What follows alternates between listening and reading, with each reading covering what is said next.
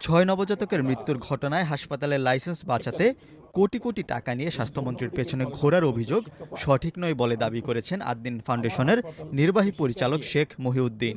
তিনি বলেন, আমি তার পেছনে টাকা নিয়ে ঘুরিনি। 15 জুন বিকেলে রাজধানীর মগবাজারে অবস্থিত আদ্দিন হাসপাতালে আয়োজিত সংবাদ সম্মেলনে এক প্রশ্নের জবাবে শেখ মহিউদ্দিন এ দাবি করেন। 6 নবজাতকের মৃত্যুর ঘটনায় সরকার কর্তৃক লাইসেন্স বাতিল করার পর হাসপাতালটির বিভিন্ন সংস্কারের বিষয়ে জানাতে এই সংবাদ সম্মেলনের আয়োজন করে হাসপাতাল কর্তৃপক্ষ। আমার টাকা নিয়ে আমার কথা হলো আমি তার ভিতরে টাকা নিয়ে করিনি। গত শনিবার নরসিংদীতে এক অনুষ্ঠানে স্বাস্থ্যমন্ত্রী সরদার মোহাম্মদ সাখাওয়াত হোসেন দাবি করেন, আদ্দিন হাসপাতাল তার পেছনে কোটি কোটি টাকা নিয়ে ঘুরেছে, কিন্তু তার টাকার প্রতি কোনো লোভ নেই। এই যে আদ্দিন হাসপাতাল কোটি কোটি টাকা নিয়ে ঘুরেছে আমার পিছনে, আল্লাহর রহমতে আপনাদের দোয়া কোনো টাকার প্রতি লোভ হয় নাই। আজকের সংবাদ সম্মেলনে এই বিষয়ে প্রশ্ন করা হলে প্রথমে জবাব দিতে চাননি শেখ মহিউদ্দিন।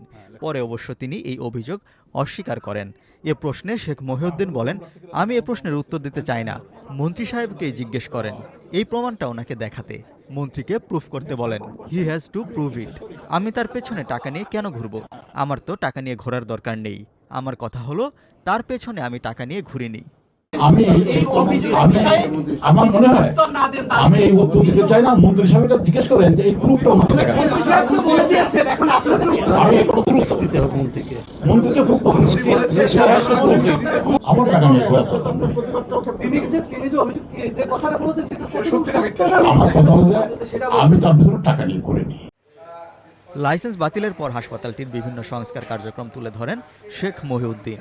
তিনি বলেন, লাইসেন্স বাতিলের সঙ্গে স্বাস্থ্য অধিদপ্তর একটি পরিদর্শন প্রতিবেদনও দিয়েছে। ওই প্রতিবেদনে যেসব ত্রুটি ও ঘাটতির কথা উল্লেখ করা হয়েছে সেগুলো সমাধানে তারা কাজ শুরু করেছে। তার আশা, 1 সপ্তাহের মধ্যে অধিকাংশ কাজ শেষ করা সম্ভব হবে। হাসপাতালে এখনও ভর্তি থাকা রোগীদের বিষয়ে শেখ মহিউদ্দিন বলেন, নতুন কোনো রোগী ভর্তি নেওয়া হচ্ছে না। তবে কিছু রোগী, বিশেষ করে নবজাতক ও সংকটাপন্ন রোগীদের তাৎক্ষণিকভাবে স্থানান্তর করা ঝুঁকিপূর্ণ।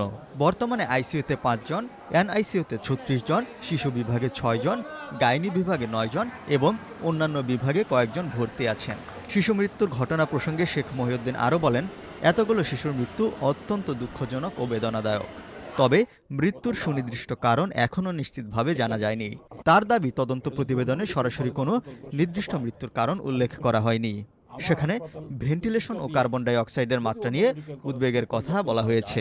বিষয়টির প্রকৃত কারণ অনুসন্ধানে আরও বিস্তৃত ফরেনসিক পরীক্ষা নিরীক্ষা প্রয়োজন, যা রাষ্ট্রীয়ভাবে হওয়া উচিত বলে মনে করেন তিনি।